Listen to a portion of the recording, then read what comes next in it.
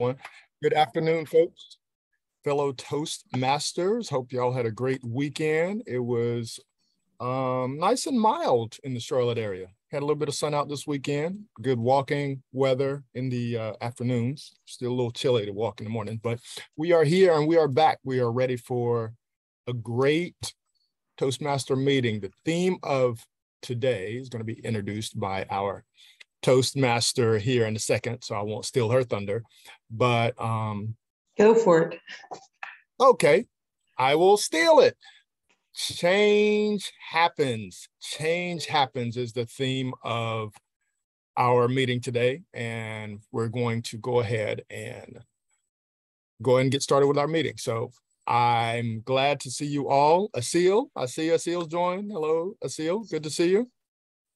We're going to go ahead and get things started, and I'm going to pass it over to our Toastmaster of the day, Carla Sherry. I'll give a warm virtual welcome to Carla.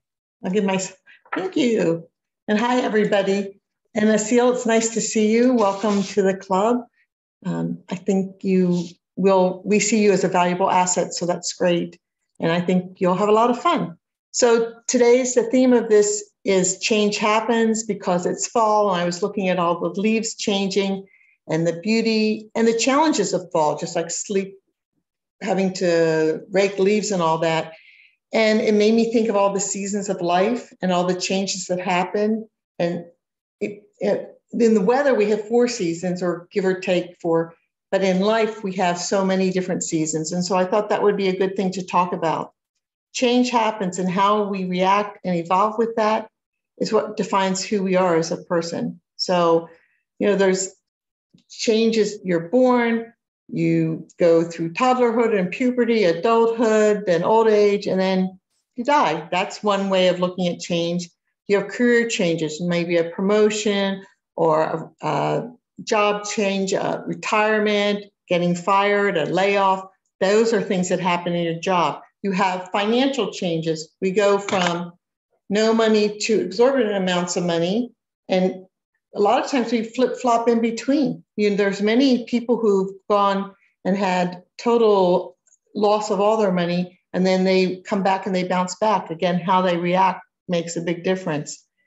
And we have family changes, entering into a new relationship, getting married, having children, having a divorce, which we're going to hear a little bit about today, and all the other things that happen in life, becoming an empty nester, and again, it ends in death.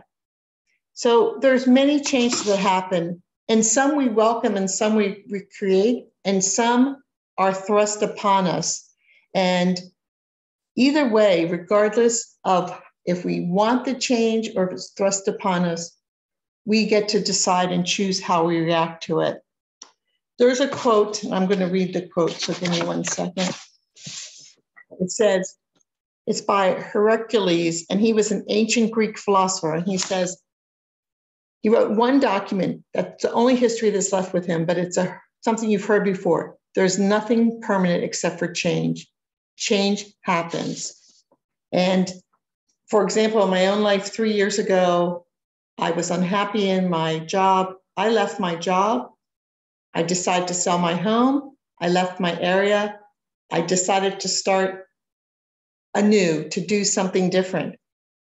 All those changes and how I've reacted to them, and then, of course, COVID on top of it, define who I am right now. One of the very positive things is I found this Toastmasters Club. I was never in a Toastmasters Club before. So there's been pluses and minuses, and I keep on growing as a person through those changes.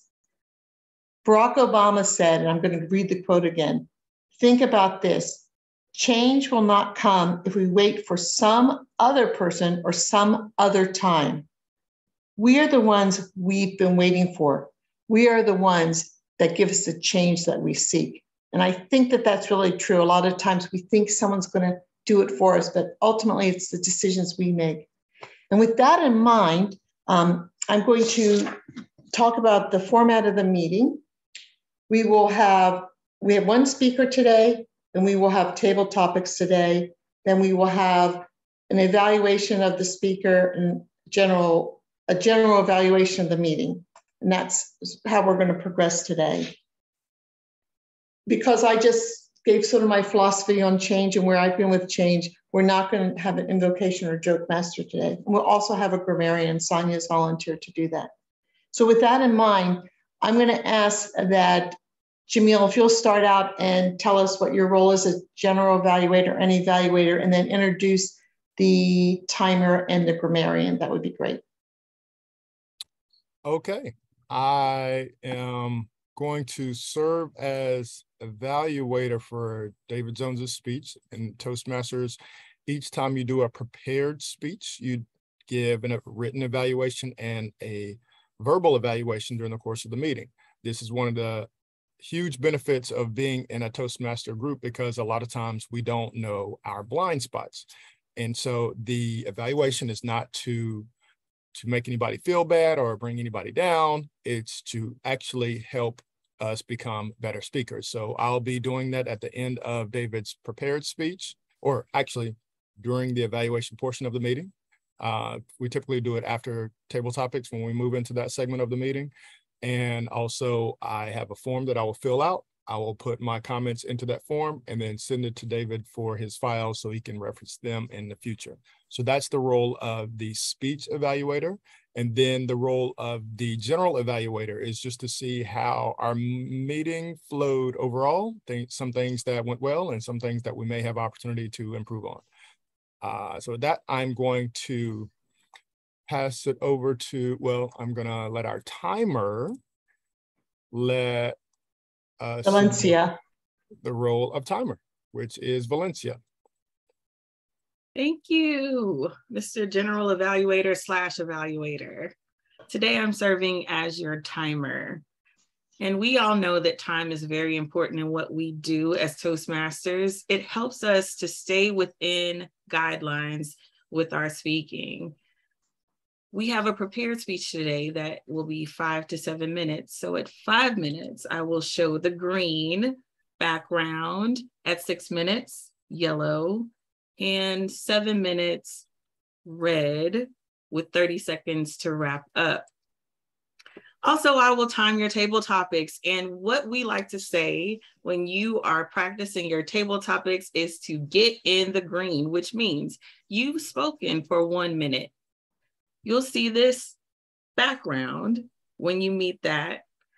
And then you'll see yellow when you're at 1 minute, 30 seconds, 2 minutes, red with 30 seconds to wrap up. Thank you, Mr. General Evaluator. Great, thank you for that. And then I'm going to also introduce our grammarian for the day, which is going to be done by Sonia. Sonia, can you let us know the role of the grammarian, please? Fantastic. Hello, everyone. My name is Sonia Pons. Today, I get the opportunity to be your grammarian. The word of today is genteel. What does that mean? It's an adjective that means to be elegant or graceful in manner, appearance, or shape.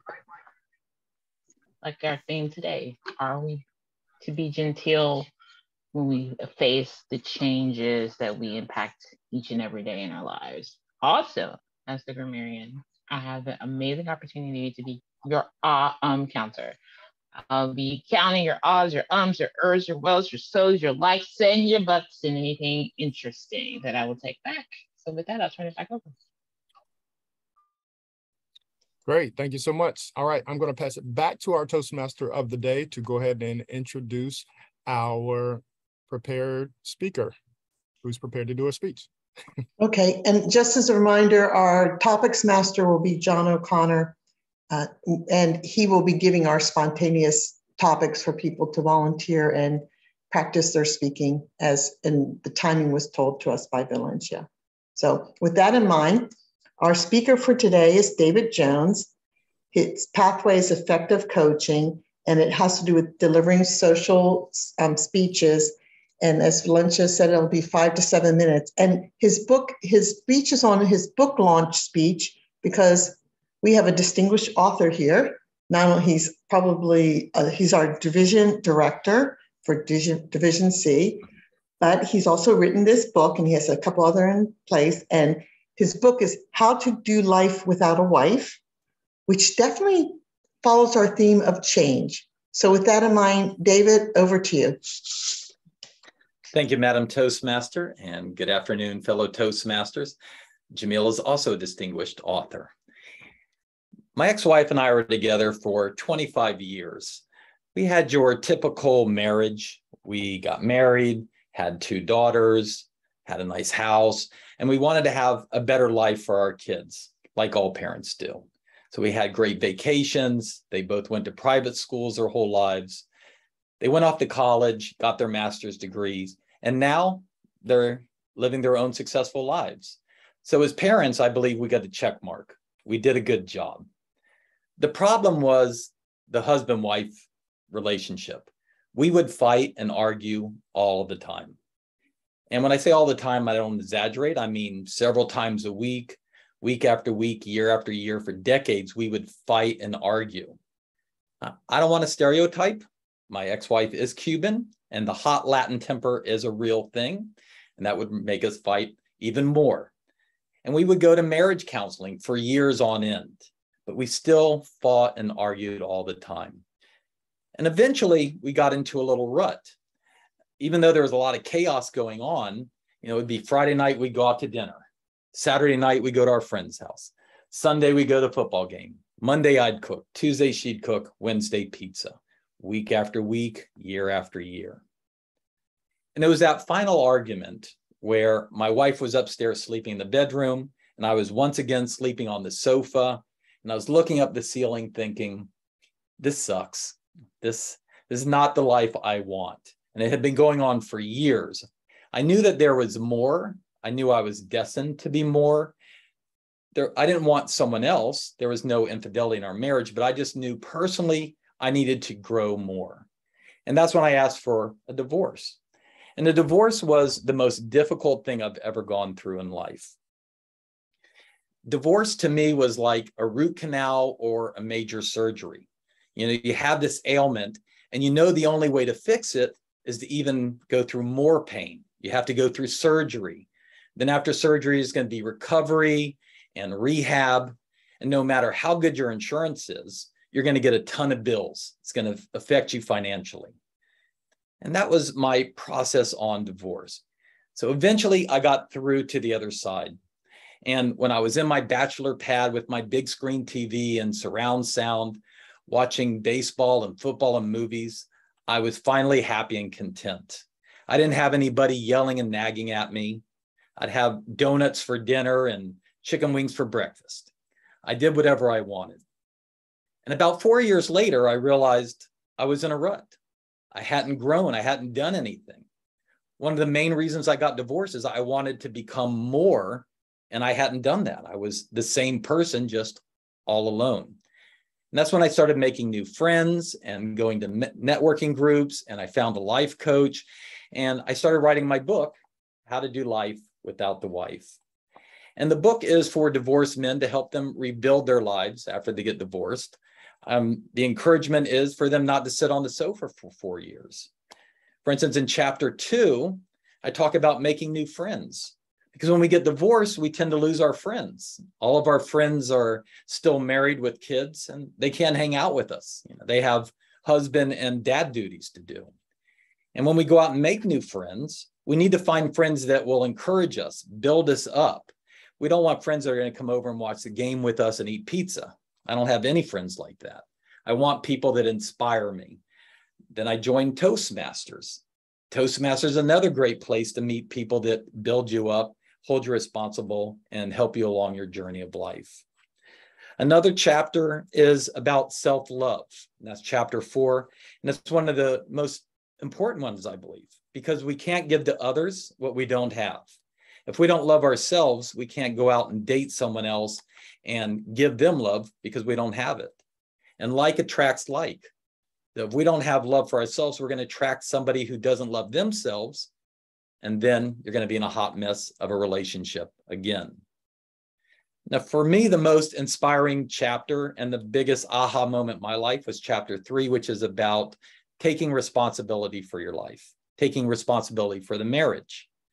Now, for 4 years, if you asked me who was responsible, I'd say obviously is my ex-wife. She was always arguing and fighting with me and bickering and giving me a hard time. So she was 100% responsible for the divorce. Today, I take 100% responsibility. Through self-discovery and working with the coach, I realized my failings early on in the marriage, which created resentment. And I know everybody's different. Everybody's story is different. But if you read about my journey to self-discovery, then hopefully it'll give you some insight into how maybe you contributed to your divorce. And then also self-care. There's times where we got to take care of ourselves, take a bubble bath, do facials, get massages from legitimate places. And then finally, work. Work is something we don't think about, but if you're going through a divorce or you're divorced and you're paying alimony and child support, your job is really important.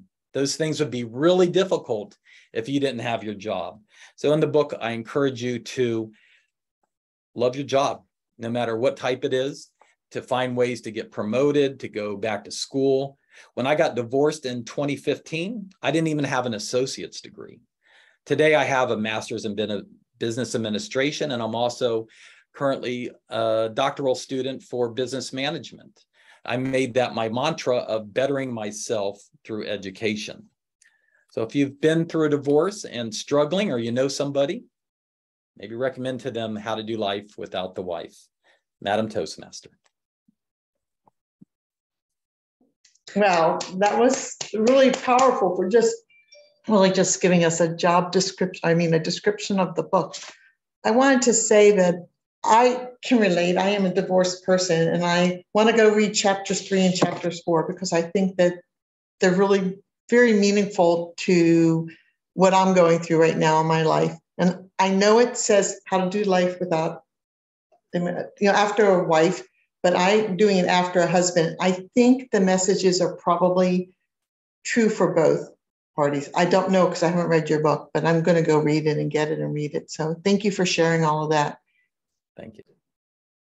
Leo Tolstoy said, and it fits right in what you're saying, said David, everyone thinks of changing the world, but no one thinks of changing him or herself. But I think you're talking about owning up for who you are and where you got to. I think we all can learn from that and learn from what Tolstoy said about we're the makers of our destiny.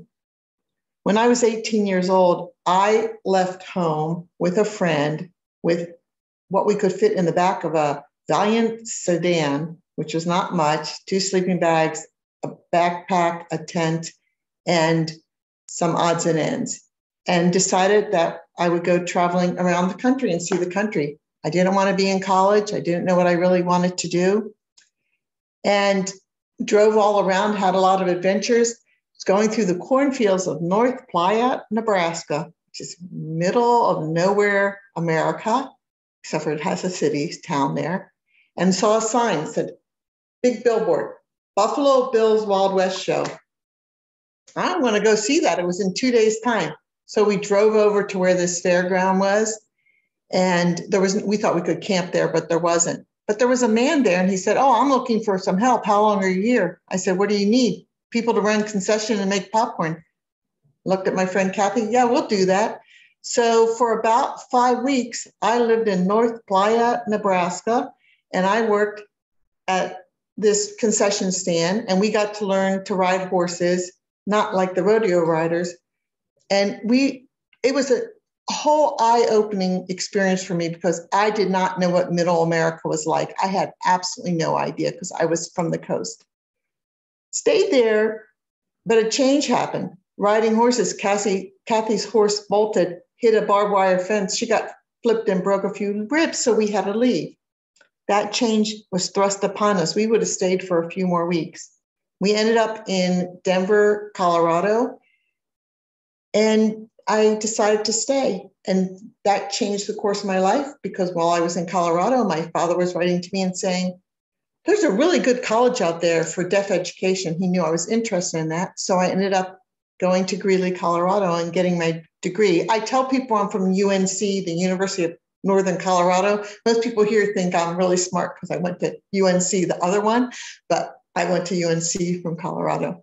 So those were a lot of changes, and each of those changes were big, but something sort of small. It happened to my friend Kathy. It didn't happen to me. That changed the whole trajectory of my life. So there is nothing permanent but change. Everyone thinks of changing the world, but no one thinks of changing themselves. How do you think about change for yourself, and how has it impacted you? What are you doing to change yourself or to accept change? With that in mind, I'm going to turn it over to John O'Connor, who is going to give us our table topics for the day. Thank you, Madam Toastmaster. Really enjoyed your speech today, David, and your story, Carla. You've just illustrated change, both of you. So I appreciate you. It helps me with my questions today. So do I have any volunteers this afternoon at all? I'll go first since I'm timing. Thank you, Valencia. Appreciate it. So Valencia, could you name a significant change in your life? Can be anything. And how has it led to where you are today? Thank you for this question, Mr. Table Topics Master. There have been many significant changes in my life-altering, changing changes. One of the most recent changes was location. I relocated to Charlotte in 2018 from St. Louis, Missouri. My son asked me the other day, well, Mom, do you miss St. Louis? And I said, I miss family. I miss our family that lives there, but I don't miss the city. Charlotte, to me, embodies my personality. I love this change that's happening with the weather, and we're seeing the trees changing. I love the woman that I am in Charlotte, the mother that I am in Charlotte, the life that we have and have been able to build here in this city. I love, even though we had COVID, which kind of put a halt on things and me being able to get around as much as I'd like. I love getting out. We went to a fall harvest festival over the weekend and just enjoyed people. And people are friendly here. And I'll tell you something that changed when we came to visit the May before we relocated. Me and my son went around all of Uptown to various places. And at the end of the day, when we went to the hotel, I asked my son a question and he said, "Yes, ma'am." I said, "You know what? We're moving." Those Southern values had an impression on him day one. What more can I say? Thank you, Mr. Table Topics Master. Thank you so much, Valencia. That was awesome. Asil, are you in the mood for a question? Yep, I'm ready for it. Awesome, Asil. Good, great to see you again. Thanks for joining us again. Thank you. In the next maybe few weeks, few months, few years, what is a significant change that you are maybe currently undertaking or thinking about undertaking over, the next few maybe months in your future? Thanks for your question, John. I think while I have so many goals and aspirations, there is not one change that I can point to. And that's because of simply change. The fact that change happens to us all the time, no matter how hard you plan, no matter how you think your life is going to turn out, change is going to happen.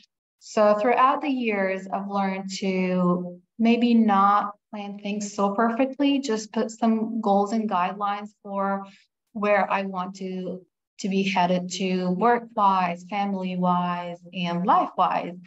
But if I've learned anything through the years is that change is going to happen. It's as much as it's important to plan out your path, it's also important to see how you react to change. And what I've learned is that the way you react to change is maybe even more important than planning out for the change, because how fast and how proactive you are in reacting to those changes and how you handle things how you decide to take them on or not take them on and move forward with your life is what matters the most. So to answer your question, I don't have one answer to what I would want to change in the next few years, but I know I'm always ready for that change, or so I hope that I'm prepared to take on changes the best way I can. Thank you so much, Asil. Terrific. I think that's it. It's a clear message. We have to be ready to embrace change because it will happen eventually in some shape or form. Who would like to take another question? I can take one. Excellent. Thank you, Jamil. I had this conversation with family members this past weekend. So I tried to integrate it into the theme of today.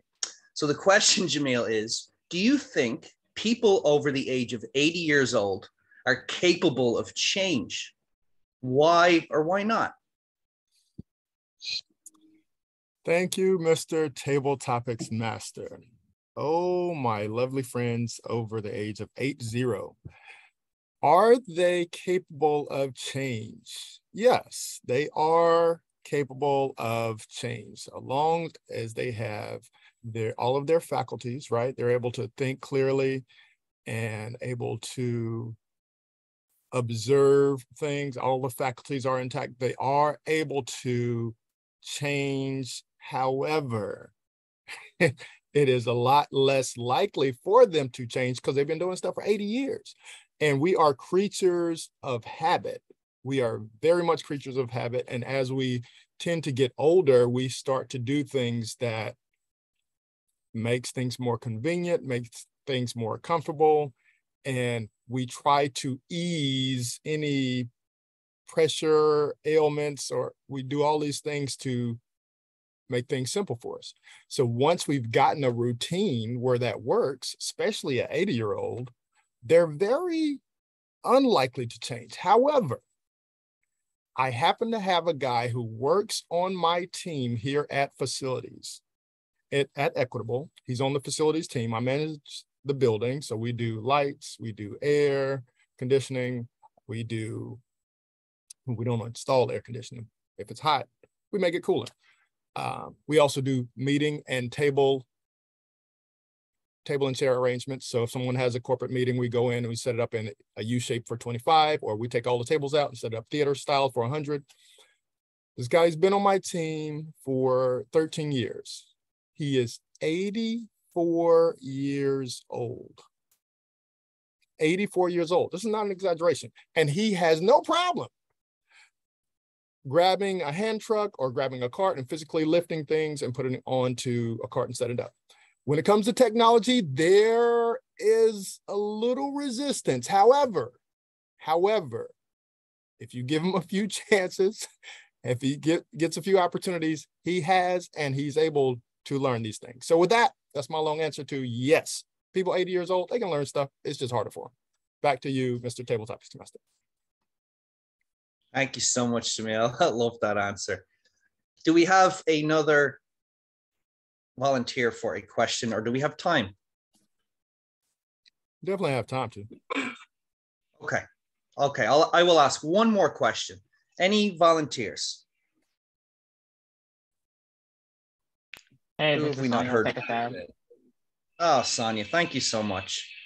Sonia, can you think of a significant change, maybe in your life or in your family at work, that has really kind of changed things and I guess stayed the same since the pandemic, since this all happened? Can you think of something that has changed significantly for you? Thank you so much for that amazing question. I've been struggling with this for the past 2 years since we've been on lockdown mode. I have multiple sclerosis, so I have to kind of stay inside. But I have to tell you, even though it's depressing not to be out and be with the world as much as everyone else can be, it gave me time to really reflect on what I'm doing with my life. My counseling licenses were expiring, and I was like, I gotta pay this money. I gotta do these continuing education credits right away in order to re-up my licenses here in Maryland and DC. And I was able to do that. But I said, you're not gonna do that unless you're gonna use it. because it's a time and a space where people need people like you who are trained to sit with them, feel their pain, and help them develop action plans. You're just not going to collect certifications. You're not just going to collect licenses if you're not going to do something with them. So I had to go in perfect God, what do you want me to do? So if you want me to leave this good government job that I have, or if you want me to do part-time counseling work, you got to show me a way. And this afternoon, I went downstairs to get my mail because I haven't done it this whole weekend. And I got this flyer from a company in Baltimore that's looking for counselors. And I said, God, are you trying to tell me to quit my good government job? I'm asking one more time. One more time tonight. But this has been an awesome opportunity to say you need to pivot. And you've been blessed with so many opportunities. Why are you not using them? So for me, I'm going to shake up my life. And one of it is I'm going to do counseling. I haven't done it in a minute. I've done it in my doctorate classes as a practice, but to do it, I haven't done that in probably 7 years. But I'm going to find a space that's going to allow me to flex and actually use this counseling license. So thank you for reminding me about my promise to God. I'm going to use the skills. Thank you so much for that. I love it, Sonia. Thank you so much. That's awesome. Back to you, Madam Toastmaster of the day, and thanks for the opportunity. Wow, John, those were perfect questions. I think the topic of change, we could have a whole day seminar on it. I was thinking, Asil, when you were talking about change happens in the way you react to it is what really matters. And I had a quote from Maya Angelou that fits right in with your thinking, so I'd like to share it. It says, if you don't like something, change it. If you can't change it, change your attitude. And I think that's another part of this lesson to learn. Things happen to us, and sometimes we cannot make the change that we'd like to because we don't have the control of the situation. And Sonia, I'm so excited for you, whether it's that job or another one. I've heard you many times, and you're great with people, and you encourage people in such a sincere way that I really think that'll be wonderful. And Jamil, to you, what I'd like to say is that my 100-year-old mother has continued to evolve her thinking, though in slower ways. And she is so accepting of many things. For example, when I was 15 years old, I said to her, Mom, if I came home and I told you I was pregnant, what would you do? And she said, I'd kick you out. I mean, she was like, I was mad at her, and I was a teenager, and we had this little conversation that was not pleasant. Over time, she thinks that people should live together before they get married to make sure that they know each other and can get along in a meaningful way. And she's just evolved. Now her mind in the past 3 or 4 years is not where it was. So there's not a lot of change going on. But I have to agree with you. I do think people are valuable and can change over their 80s. And part of it has to do with what David was saying. Just continuously learn, try to grow. If you're in a rut, notice it and move forward. So it was all good stuff, all good stuff. And like you, Valencia, I'm glad you're in Charlotte because I think we are enjoying having you here. With that in mind, we are now going to move on to the general evaluator portion of the meeting, and I will turn it over to our general evaluator and our evaluator, Jamil. Great. Thank you, Madam Table Topics Master Carla. Yes, let's go ahead and jump right into our speech evaluation. My Our fault. speech evaluation is going to be done by myself. I'm going to be evaluating David Jones's speech. And the speech title was Book Launch Speech. That's what it was. So let's go ahead and jump right in, shall we? David. First of all, I want to say great speech. Great speech because it was not only smooth in the delivery, but there are several technical things that you did that also matched your just transparency and talking about a subject that's very difficult. It's a very difficult subject matter, but it is also, unfortunately, it's a very common situation. So because of your ability to be able to talk about it very matter-of-factly and transparently, it's helpful. I also want to say your background is phenomenal. You look like a YouTube influencer with 50 million followers. So great job with the background, very intentional. You used, here's one of the technicalities that I thought was great. You used a switcher, which I have to ask you offline. How are you switching these views to go from that to that? So that is great. And what it does is it actually is an effective way of keeping people's attention. Our attention span is somewhere in the vicinity of 7 seconds. 7 seconds. Yeah, it used to be 12, but it's dropped down to 7. And that lends to, social media. And now you have Reels. Now you have TikTok. Like it's our attention span is getting shorter and shorter and shorter. So things like this, especially in a virtual meeting, it is a physiological thing to where our eyes have to focus, right? So great job with that.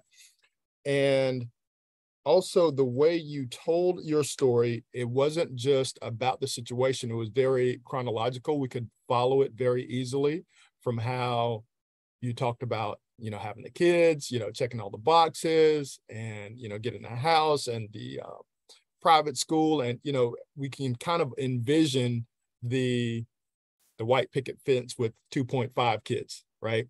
Where it's the American dream. But you also went into your story and then you talked about it going back and forth with the book, which I thought was very strategic and very helpful, right?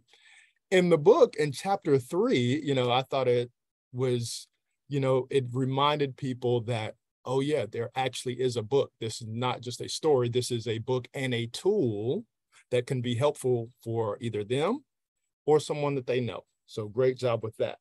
I think in order to take it to the next level, I would work on a stronger transition in your close. It wasn't a bad transition. It was just kind of sudden. It was kind of a sudden, if you know anybody who maybe going through a divorce, it was very quick and very sudden. And it's such a strong speech and articulate speech. I would re-engage people's attention one last time towards the end and use words like, so in closing, or in summary, or to tie a bow on this speech, some version of that to where people are like, okay, he's about to wrap it up.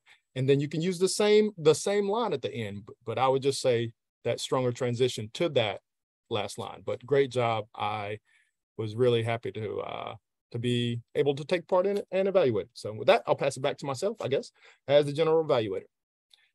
All right, let's move on to our timers report. So Valencia, how do we do on time? Okay. I needed enough time to write down your time for your evaluation. It was long. 5 minutes. That's about how you were 1 second shy of 3:30. Perfect. Right within the frame. That's Good the way job. I planned it. That's the way I planned it. For our table topics, Sonia, you had 1 minute, 49 seconds. Jamil, 2 minutes, 20 seconds. I had 1 minute, 52 seconds. Asil, 1 minute, 35 seconds. So all of us qualified. Yay! We were all in the green. Great job.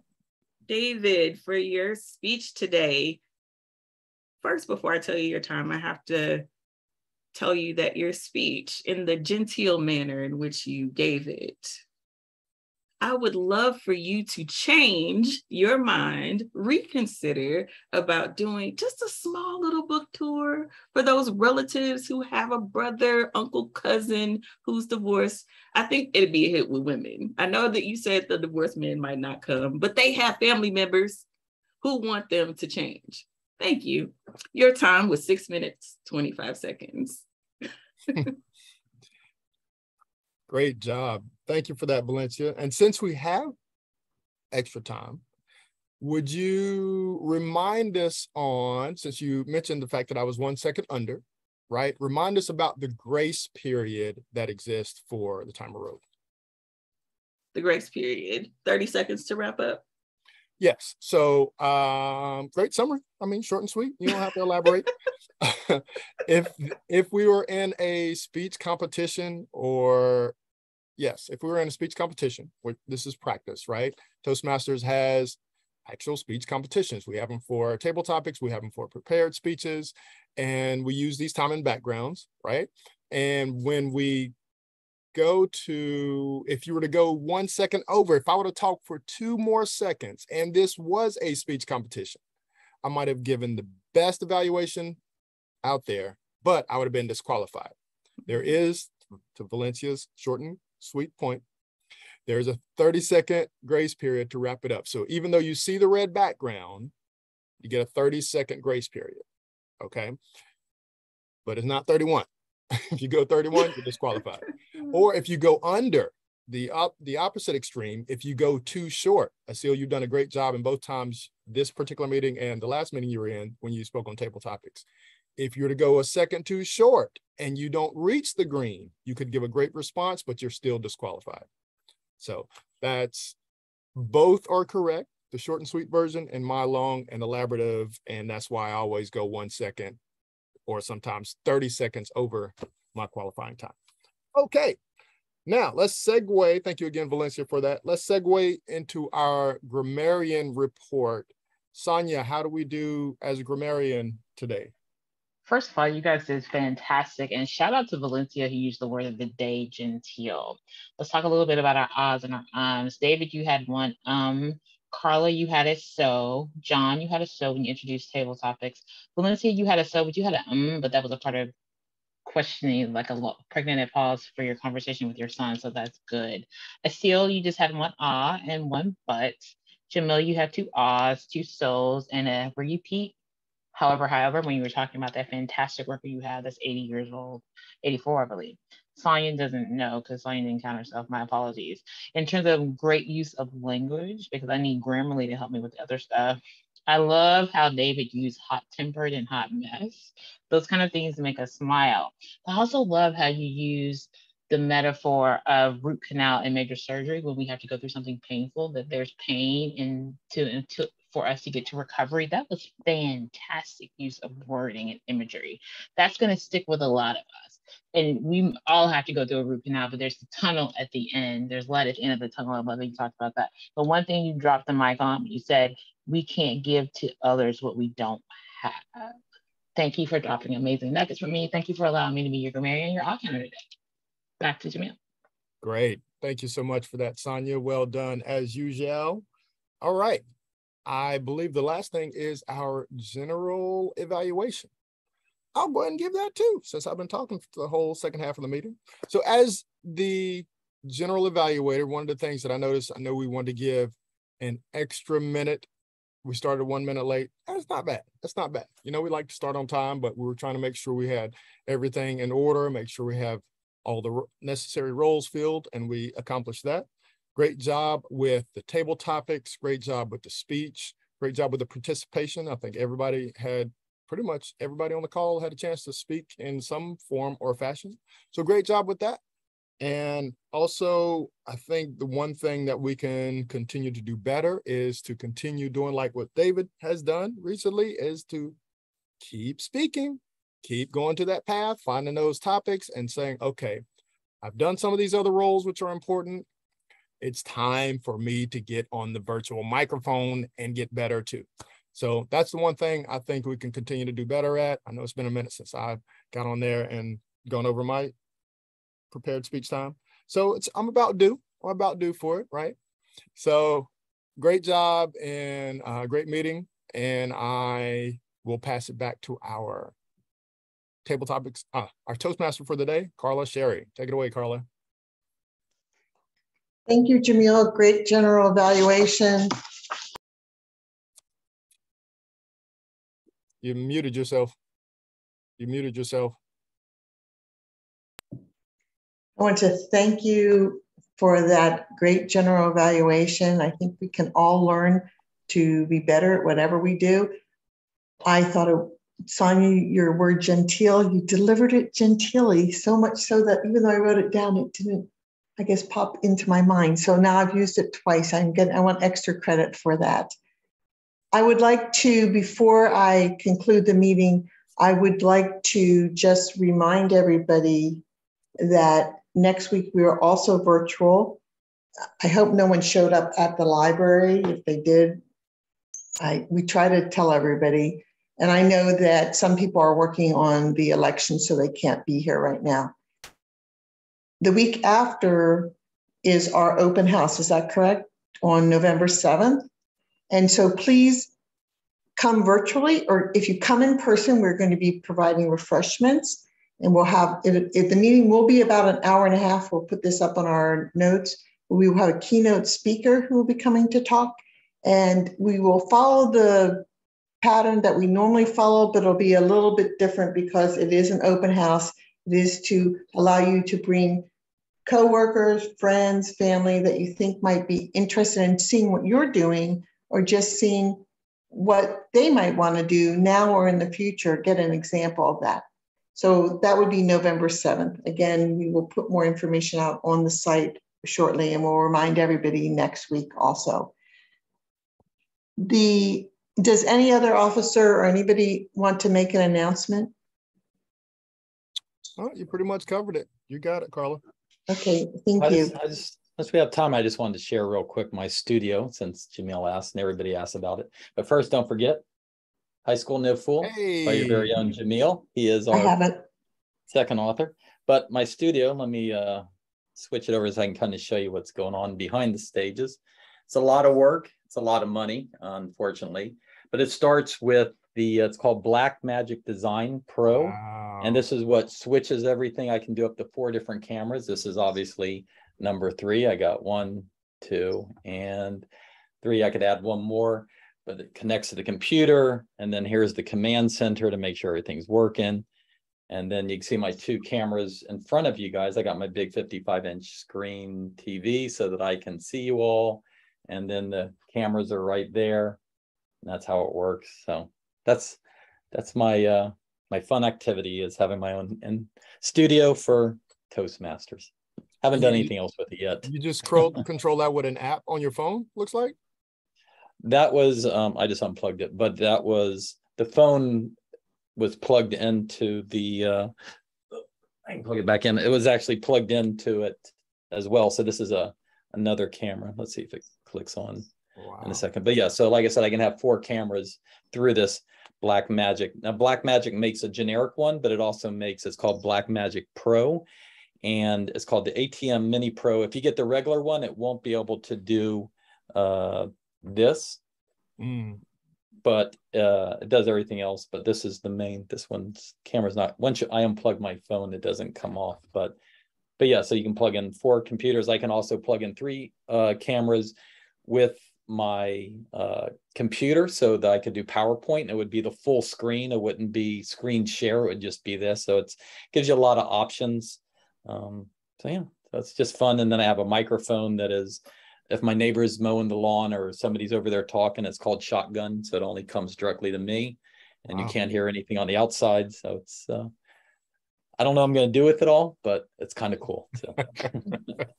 That is pretty elaborate, like a mini Hollywood set back there. Yeah. It's for your TED Talk someday. David, the only comment I would make is if you're giving a speech, your background is very busy that you have there, and it's a little bit distracting. I know, Jamil, you didn't say anything. Maybe that's just my opinion, but yeah, I like it. It was, and I'll see different folks are different, but especially if you're doing something on a YouTube where you have a broader audience, my recommendation, if it's not friends and family, that you do something to make it so you're sort of blending in some ways with the background. So. Yeah, one of the Toastmasters' more famous people is Dr. Kevin Schneider. He has a book on Paid to Speak. And this basically is his studio. This is how he recommends it. He even has little plants in the background. So if you want to learn how to be a paid public speaker, he's out of Raleigh, North Carolina. And he tells you how to become a paid public speaker. It's so interesting, because I find it distracting, but that'll go to show you. With that in mind, does anybody else have anything they want to share? Otherwise, I will wrap up our meeting for the day and give you just a few minutes back. Okay. So what I want to say is that I'm going to leave you with a very famous and well-known author. His name is Dr. Seuss, and he actually had something to say on change. He said, "Today was good, today was fun, tomorrow's just another one." So move forward, change, and enjoy life. And with that, I will say thank you all very much. I hope someone signs up for a Toastmaster for next week. I didn't see anybody signed up. All right. That will conclude the meeting. Thank you all very much. All right. Hope you enjoyed Talk to it. y'all later. Thank you, everybody.